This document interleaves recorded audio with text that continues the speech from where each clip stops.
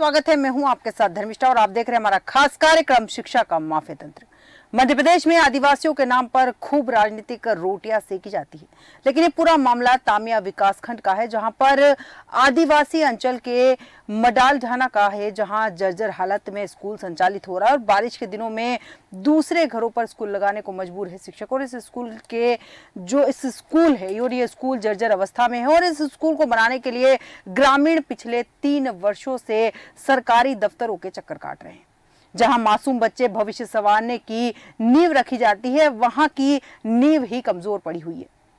School बनवाने के लिए ग्रामीणों ने बीआरसी, बीईओ से लेकर कलेक्टर तक ज्ञापन सौंपा और अपनी समस्या से उन्हें अवगत भी कराया। कहा कि हम पिछले 3 वर्षों से स्कूल बनाने की मांग प्रशासन से कर रहे हैं, लेकिन किसी ने अलग तो सोचा। प्रशासन जो है कि ग्रामीणों की सुनने को यहाँ पर तैयार ही नहीं है। खासतौर पर देखा जाए तो मध्य प्रदेश की राजनीति में आदिवासी अंचल में शिक्षा को बढ़ावा देने के लिए तमाम तरह के दावे लोग करते हैं, लेकिन वे दावे यहाँ खोखले नजर आते हैं। और इसी विषय पर विस्तार चर्चा करेंगे। उसके पहले आइए सुनाते हैं कि यहाँ क्या कुछ घटा है और क्या कुछ कहा है लोगों ने।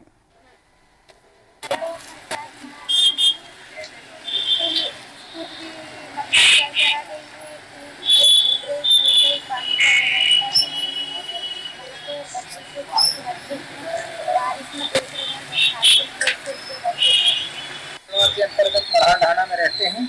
और महाल ढाना का स्कूल 3 साल से इतना जर्जर है कि बच्चों को बैठने का जगह नहीं रहती और हमारे यहाँ पानी का कोई सुविधा नहीं है, ना रोड का कोई सुविधा नहीं है। हम प्रत्येक वर्ष EWP में जितनी हमारे बिल्डिंग है जर्जर और मरम्मत लोग है उनकी लिए डिमांड लेटर भेजते हैं।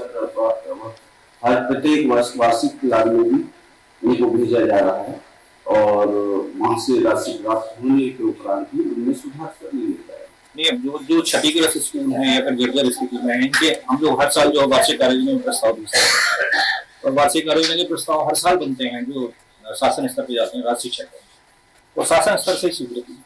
तो ऐसे कितने सालों से आप पहुंचा रहे हैं और कब से आपको स्वीकृति नहीं मिल रही? हर साल हम लोग वार्षिक कार्ययोजना के प्रस्ताव बना के भेजते हैं निर्माण कार्य से जी।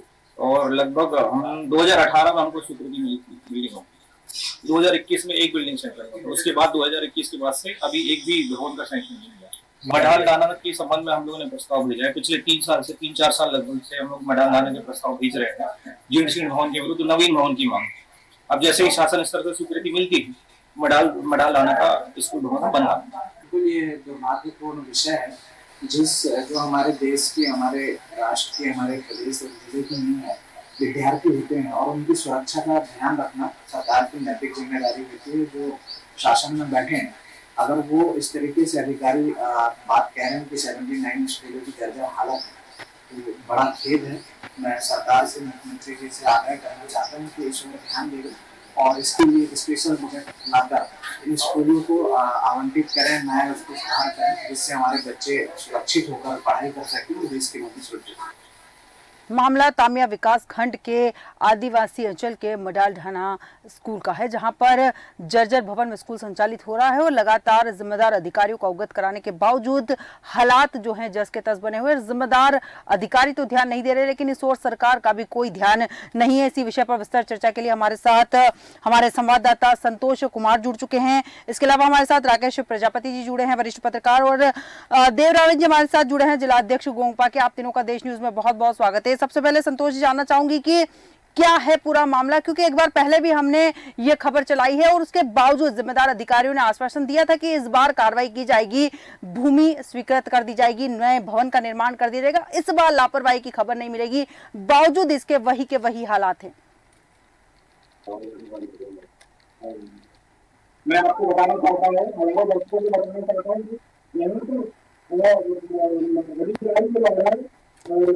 गया बीटीसी समन्वय के द्वारा पूछा गया कि यहाँ उन्होंने बताया कि 79 स्कूल ऐसे हैं, 79 स्कूल ऐसे हैं जो खंडर हालत में है, जिनका हम 3 सालों से, उनका कहना है कि जिनका हम 3 सालों से शासन प्रशासन को प्रस्ताव बनाकर पहुंचा रहे हैं, परंतु शासन प्रशासन स्कूलों की नए भवन की अनुमति भी नहीं दे रहा है, ना ही फंड पहुंचा रहा है। बिल्कुल बिल्कुल सही कहा आपने कि शासन प्रशासन इस ओर सुन नहीं रहा है, क्योंकि पहले जब हमारी चर्चा हुई थी इस विषय पर तो कहा था जिम्मेदार अधिकारियों ने भी कि कार्रवाई की जाएगी और अगली बार तक ये भवन जो है नवनिर्माण कर दिया जाएगा। राकेश प्रजापति जी, आपके पास आऊंगी। यहाँ पर लापरवाहियां 3 साल से लगातार ग्रामीण जो है, यहाँ ग्रामीण जागरूक है, ये अच्छी खबर है इसमें कि ग्रामीण शिक्षा को लेकर आवाज उठा रहे, वहीं जिन्हें आवाज उठानी चाहिए, जो प्रशासन है जिसकी जिम्मेदारी बन रही है, वो लापरवाह बना हुआ है यहाँ पर। देखिए, इसके पहले भी अपन इस डिबेट के ऊपर बात किया था अपन ने, और अपन ने बताया था कि जो आदिवासी क्षेत्र, आदिवासी अंचल है, तामिया और खासकर हर्रे विकासखंड, यहाँ लगभग 29,000 बच्चे गलत से अध्ययनरत हैं और यहाँ पर शिक्षा व्यवस्था की हालत बहुत बद से बदतर हो गई है। दूसरा है कि यहाँ पर जैसे कि जो कि अपना मूल विषय है कि हालत, स्कूलों की हालत जर्जर हो गई, ऐसे में शिक्षा से कैसे बच्चों को दिया जाएगा और कैसे वंचित हो जाए, तो भविष्य में अगर किसी प्रकार की कोई दुर्घटना होती है तो नौजवानों का जीवन भी खतरे में है। शासन प्रशासन इसको और लगातार ध्यान नहीं दे रहा है।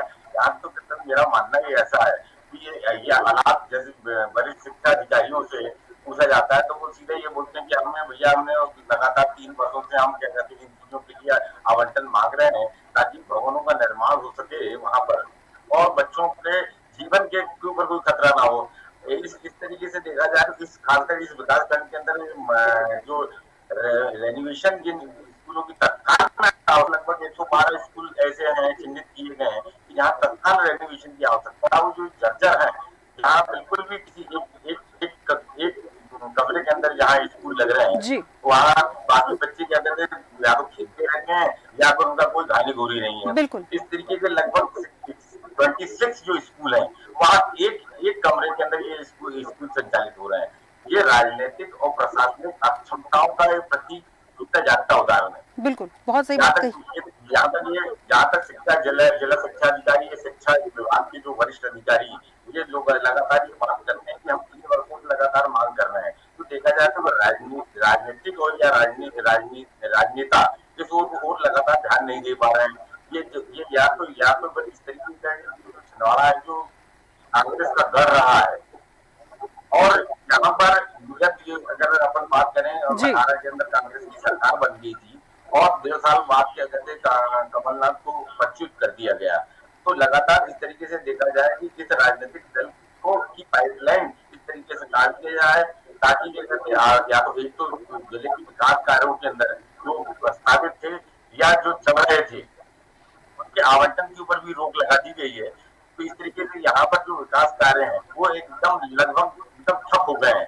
लोग तरह तरह की मांग करने के लिए छोटी मोटी समस्याओं के लिए शासन प्रशासन का घेराव करते हैं, आए दिन धरना प्रदर्शन होता है, मगर जो जिम्मेदार अधिकारी हैं वो उसके ऊपर ध्यान नहीं दे रहे हैं। बिल्कुल राकेश जी, बहुत सही बात कही आपने कि जिम्मेदार अधिकारी इस ओर कोई ध्यान नहीं दे रहे, क्योंकि अधिकारी लगातार कह रहे हैं कि हमने मांग रख दी, लेकिन सरकार अगर पैसा आवंटित नहीं करेगी तो निर्माण किया कैसे जाएगा। तो कहीं ना कहीं सरकार की विफलताएं भी यहाँ नजर आ रही है। संतोष जी, आपके पास आऊंगी। यहाँ पर मैं लापरवाही है, अधिकारियों को अगर मामला पता नहीं होता तो समझ में आता। 3 साल से लगातार ग्रामीण चक्कर काट रहे हैं, जर्जर भवन के नव निर्माण की बात की जा रही है। आपको क्या लगता है, अधिकारी लापरवाह है या फिर किसी हादसे का इंतजार करें? क्योंकि जिस परिस्थिति में वो जर्जर भवन है, कभी भी कोई हादसा हो सकता है, किसी नौनिहाल को नुकसान हो सकता है, किसी की जान जा सकती है। क्या जिम्मेदार अधिकारी इंतजार कर रहे हैं? दर्शक मैं बताना चाहूंगा कि मतलब जिले के जो सहायक मंत्री है उन्होंने कहना है कि वो भी 3 साल से लगातार प्रयास कर रहे हैं नए भवनों के निर्माण के लिए। उनके द्वारा बताया गया है कि 79 ऐसे भवन है, स्कूल तालाबों के भवन है, जिनका बार बार हर बार भोपाल मध्य प्रदेश कार्यालय पहुंचाया जा रहा है समग्र शिक्षा अभियान के तहत, परंतु वहां से स्वीकृति नहीं मिल पा रही है। ऐसा यहाँ के उच्च अधिकारियों का कहना है छिंदवाड़ा के, जबकि छिंदवाड़ा को विकास मॉडल के रूप में देखा जाता है, परंतु यहाँ विकास के नाम आप देखिए आदिवासी क्षेत्र में लोगों से छलावा किया जा रहा है। कहीं ना कहीं ये देखने को मिल रहा है।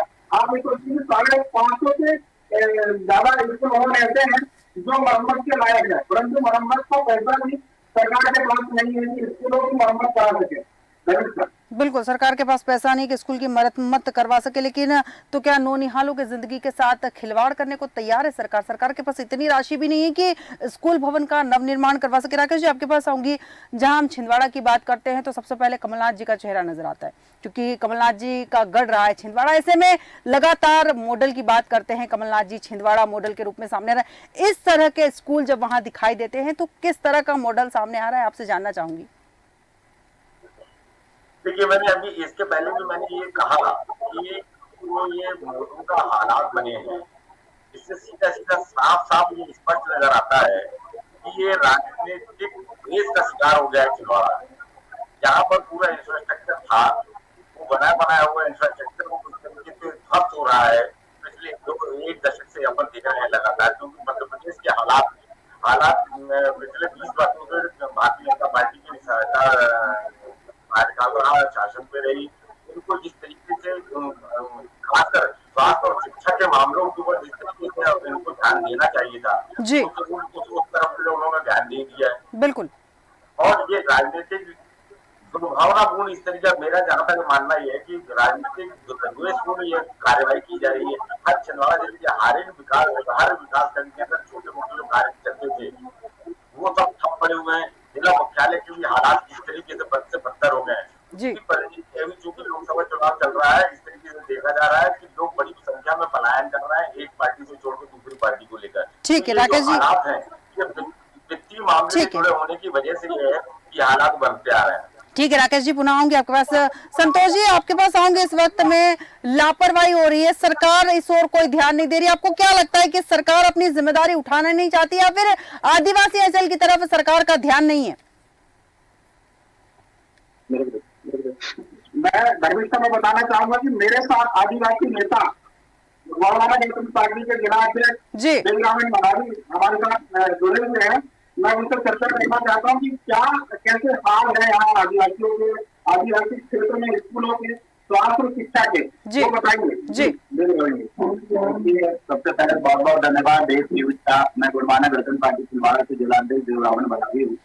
छिंदवाड़ा के अंदर लगातार पूरे ब्लॉकों में हम लोग रोज आंदोलन करते हैं। ये छिंदवाड़ा जो मॉडल कमलनाथ जी तो बाहर जो डंका पीट रहे हैं कि हम आदिवासियों से चाहते हैं, आदिवासी वोट का हम लिखते हैं, मॉडल पूरे देश में नंबर 1 है, छिंदवाड़ा को हम ये बनाएंगे, ये दावादारी है। मैं एक आदिवासी परिवार से बिलोंग करता हूँ। हम गाँवों में जाके देखते हैं स्कूल के गंभीर है कि यहाँ हम आवेदन लिख के सब अभी सत्ता में है, उनको भी आवेदन दिए हैं। छिंदवाड़ा जिले के सांसद जो है नकुल नाथ जी, सांसद कांग्रेस के विधायक है, लेकिन एक भी विधायक की मजाल नहीं है कि वो खुद इन समस्याओं पर नहीं बोले। 3 रिजर्व सीट है यहाँ पर, तीनों आदिवासी विधायक कुछ नहीं बोलते। क्यों? सबके सब कमलनाथ जी के बिल्कुल ऐसे जवानों पर बंधे हुए हैं कि बिना उनके इजाजत के एक शब्द नहीं बोल पाते। और मध्य प्रदेश के अंदर जो मुख्यमंत्री जी है, उनके जब कार्यक्रम होते हैं छिंदवाड़ा जिले के अंदर, तो ये ट्राइबल डिपार्टमेंट से लेकर तमाम विभागों के जो आदिवासी सब प्लान के जो पैसा है उससे बड़े बड़े कार्यक्रम करके अपने कार्यक्रम चमकाते हैं, अपना नाम चमकाने का काम करते हैं। लेकिन आदिवासियों के मत के लिए जो पैसा आता है, विकास के लिए जो पैसा आता है, वो पैसा सिर्फ इनके प्रचार में, और वो पैसा लाडली बहना नहीं है खर्च कर रहे हैं। अब आप देख लीजिए, आदिवासी जो बच्चे छात्रावास में पढ़ते हैं, उनकी जो फीस बननी चाहिए थी छात्रवृत्ति के रूप में, वो फीस 3-3 साल से बच्चों को नहीं मिली है। जब वो हमने जानकारी निकाला आरटीआई के माध्यम से, तो पता चला कि माननीय ने आदिवासी फंड का पैसा लाडली बहना में डाल दिए। ये वही काम कर रहे हैं कि एक गरीब आदिवासी, एक गरीब किसान की लुंगी छोड़ के उसके सर पे बांधने का काम कर रहा है। ये नहीं देखा जाता कि वो गरीब किसान कुछ पहना है, शरीर में वस्त्र पहना है या नहीं पहना है। ये छिंदवाड़ा मॉडल सिर्फ नाम का है। ये आदिवासियों के हालात इतनी गंभीर है कि फटे कपड़े पहन के टूटे हुए स्कूलों में पढ़ने पर मजबूर है। यहाँ स्कूलों का जो विकास की आज जो बात हो रही है, मैं आपको बता दूं, जितने छिंदवाड़ा जिले के अंदर अभी तो ये कई जगह पत्रकार भी पहुंच पाते हैं, ऐसी जगह स्कूल है, वहां हम पहुंचे हैं। मैं अमरवाड़ा विधानसभा से विधायक प्रत्याशी भी रहा हूं और वर्तमान में छिंदवाड़ा लोकसभा का प्रत्याशी भी हूं गुरमाना गर्दन पार्टी से। बीजेपी और कांग्रेस के खिलाफ आदिवासियों के मन में जिस तरीके का छवि बनी है, इनको गांव में घुसने नहीं दिया जा रहा है। इनके पास झंडे नहीं मिल पा रहे हैं अभी, तो गांव में लगाने के लिए कोई वर्कर नहीं मिल रहा है इनको। जो हालात बीजेपी कांग्रेस के छिंदवाड़ा के अंदर है, बहुत दयनीय है। इस बार गोंडवाना गणतंत्र पार्टी और तमाम कार्यकर्ता इनको उखाड़ के फेंकने वाले हैं, और जो स्कूल दिख रहे हैं वो सबके आंखों के सामने ठीक है संतोष जी मैं चाहूंगी कि आप पूछें इनसे कि क्या लगता है कि सरकार जो लगातार दावे कर रही है बच्चों के लिए, बच्चों के भविष्य के लिए, उनको आगे बढ़ाने के लगातार दावे कर रही है, क्या उस ओर कोई ध्यान नहीं दिया जा रहा है? देवराम जी, आप हमारे दर्शकों को ये बताएंगे कि जो इस क्षेत्र में आदिवासियों को ध्यान नहीं दिया जा रहा है, इसका क्या कारण है?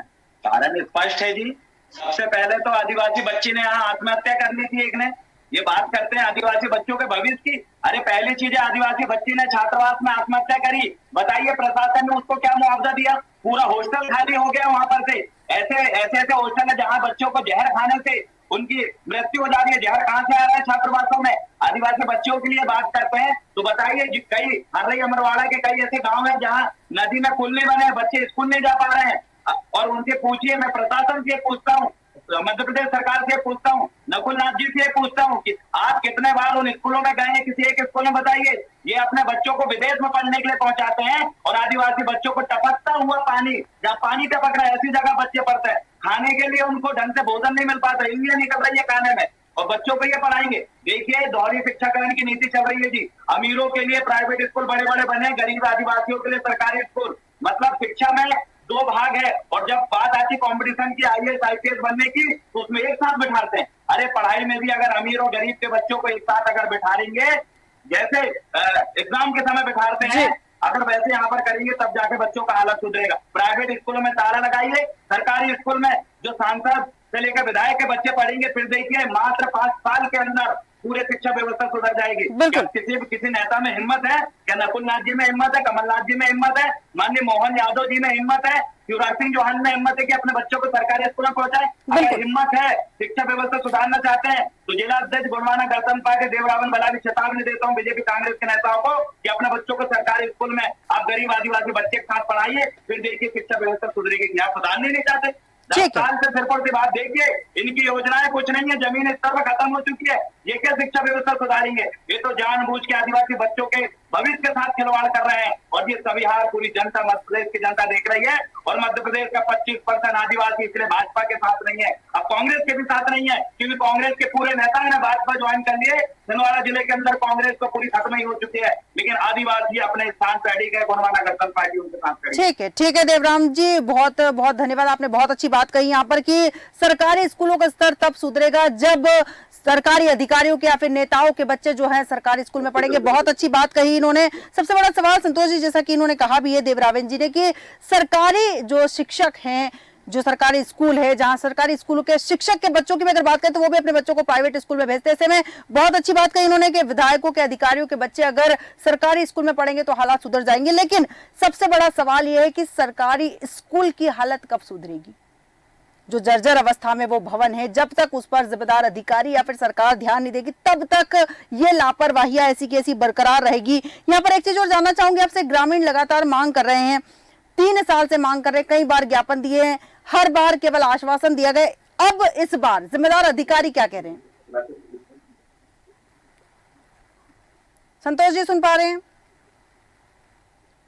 मैं धर्मेश साहब बताना चाहता हूँ कि अधिकारियों का इस पर ध्यान ही नहीं है। अभी छिंदवाड़ा जिले में मध्य प्रदेश के नगरीय प्रशासन मंत्री आए हुए हैं, उन क्षेत्रों का भी दौरा कर रहे हैं, परंतु शिक्षा और स्वास्थ्य को लेकर यहाँ पर कोई भी पार्टियां ध्यान नहीं दे रही। यहाँ स्कूल की हालत देखेंगे, मैंने ग्राउंड जीरो 26 फरवरी की जो ग्राउंड जीरो से जो रिपोर्ट दिखाया था, मैंने उस स्कूल की हालत मैंने आपको बताया था, हमारे दर्शकों को बताया था कि पूरी जर्जर हालत में जिस स्कूल में बच्चे पढ़ रहे हैं, वहाँ हाथ लगाने से वहाँ की मिट्टी और पत्थर कंकड़ जो रेत सीमेंट लगाई जाती है और जो बोल्डर लगाए जाते हैं गिट्टी, वो भरभरा के झेल नहीं होती है, वो आपने देखा है। तो कहीं ना कहीं यहाँ पर शासन प्रशासन की लापरवाही तो नजर आती है। बिल्कुल सही कहा आपने कि लापरवाही। राकेश जी आपके पास आऊंगी। यहाँ पर जिस तरह से पिछली बार जब यही कार्यक्रम चला था और उस स्कूल की स्टोरी जब ली गई थी, आपने खुद देखा था कि ऊपर से छत से हिस्सा नीचे गिर रहा था, आज भी बच्चे वहीं बैठकर पढ़ने को मजबूर है। हादसा हम नहीं कहते कि होगा, लेकिन इस परिस्थिति में आपको क्या लगता है कि इंतजार ही कर रहे हैं वास्तविकता में अधिकारी की कोई हादसा होगा और फिर तुरंत सरकार जागेगी, अचानक से नींद से जागेगी और फिर सभी स्कूलों में कार्रवाई की जाएगी? क्या इंतजार है हादसे का, या फिर ये हालात सुधारने के लिए कोई हादसा ही हो? धर्मिष्ठा, आपने बिल्कुल सही कहा। प्रशासन जिसकी जिम्मेदारी है वो अगर अपनी जिम्मेदारी से पल्ला झाड़ लें, उसका फिर उसके बाद उस व्यवस्था को सुधारना ये कहीं मुमकिन नजर नहीं आता है। जिम्मेदार अधिकारी लगातार अगर जो चाहें तो प्रशासन राजनीति एक अपनी जगह होती है। राजनीतिक नेता लोग आके बड़ी बड़ी बातें करके चले जाते हैं। उसके बाद जिस व्यवस्था और तरह तरह की घोषणाएं करते हैं, उन घोषणाओं का पालक प्रतिवेदन क्या कहते हैं, जिस जिले के अंदर या जिस विकासखंड के अंदर ये घोषणा करते हैं उसका पालक प्रतिवेदन प्रस्तुत होता है। सरकार उसके ऊपर यानी जो तंत्र है, जो प्रशासनिक तंत्र है, वो अगर निकम्मा और निकृष्ट हो जाए, अपनी जिम्मेदारियों को क्या कहते हैं सही तरीके से निर्वहन न करे, तो हालात आपके सामने है। आज हम इसी बात की ओर बैठ के डिबेट कर रहे हैं। हम उन नौनियानों की चिंता आपको है, मीडिया को है, हम जनप्रतिनिधियों, हम जैसे पत्रकारों को है और जनप्रतिनिधि हैं। अब रही बात, हम इसको मैंने जैसा कि पहले कहा कि राजनीति एक आज इतनी हावी हो गई है कि सड़क से लेके आपके किचन तक राजनीतिक प्रभाव डालती है। ऐसे में स्थिति के हालात बनना, ये दोनों ही राजनेताओं, मौजूदा वक्त की राजनीति और प्रशासनिक तंत्र इसके निकम्मे बन गए, ये जीता जागता उदाहरण है। बिल्कुल बिल्कुल। रही बात आदिवासियों की ठेठ आदिवासियों के ऊपर जम के राजनीति होती है। हम देखे हैं कि ये बन गए हैं राजनीतिक टूल्स। उनके नाम के ऊपर तरह तरह के लोग राजनीति करते हैं, तरह तरह के इनको लोग लुभावों ने बातें घोषणाएं करते हैं और उन घोषणाओं के बाद अपना तो ये हित साध लेते हैं, मगर हालात जब के तस हैं। आज मैंने पिछले प्रोग्राम में भी आपसे कहा था कि यहाँ पर ये स्कूलों की बात नहीं, ये एक तरीके से एक तंत्र राजनेता जिस तरीके से एक संगठित होकर इस शिक्षा और स्वास्थ्य व्यवस्था को ध्वस्त करने का काम कर रहे हैं। जैसे कि आज मध्य प्रदेश के अंदर हालात हैं कि लगभग 3.5-4 लाख करोड़ का कर्जा हो चुका है और ये राजनेताओं मौजूदा वक्त की राजनीति लोग लुभावन घोषणाएं करती हैं, किसी न किसी समाज के किसी वर्ग को तरफ घोषणाएं करके उनको थोड़ा सा आंशिक लाभ पहुंचाकर पूरे तंत्र को, पूरी व्यवस्था को उन्होंने भ्रष्ट करने का काम कर दिया है। और उसके बाद अगर आप इस तरीके अगर किसी चीज का किसी मद अगर आप परिवर्तन करके दूसरे मद की आपूर्ति कर देते हैं तो उसके साथ तो अन्याय है। इस तरह शिक्षा आज हालात ये देख लीजिए कि आजादी के 70 सालों के बाद भी हालात बद से बदतर है। बिल्कुल राकेश जी, बहुत सही बात कही आपने कि आजादी के 70 साल के बाद भी हालात बद से बदतर है। जहां एक और हम मॉडल शिक्षा की बात करते हैं, नेट से पढ़ने की बात करते हैं, AI तकनीक की बात करते हैं, ऐसे में बच्चे जर्जर भवन में बैठकर पढ़ने को मजबूर है। हमारे पास समय की सीमा है, इसलिए इस चर्चा को हम यही विराम देंगे। संतोष जी और राकेश जी, आप दोनों का बहुत बहुत धन्यवाद हमारे साथ चर्चा में शामिल होने के लिए। हम यहाँ बात कर रहे थे आदिवासी अंचल के मडाल ढाना स्कूल की, जहाँ जर्जर भवन में स्कूल संचालित हो रहा है। सबसे बड़ी बात यह है कि जर्जर भवन के हालात इतने दयनीय है कि छत हाथ लगाते ही नीचे गिर रही है और उसी छत के नीचे बच्चे बैठकर पढ़ रहे हैं। जिम्मेदार अधिकारियों को अवगत कराने के बावजूद इस मामले में कोई कार्रवाई नहीं हुई और जनप्रतिनिधि मात्र वोट मांगने के लिए 5 साल में एक बार धरातल पर उतरते हैं। उन्हें बच्चों के जीवन से कोई लेना देना नहीं। अब देखना दिलचस्प होगा कि कब तक बच्चों को उचित भवन मिलता है और जर्जर भवन से मुक्ति मिलती है। हमारे आज के खास कार्यक्रम में इतना ही। बने रहिए देश न्यूज के साथ।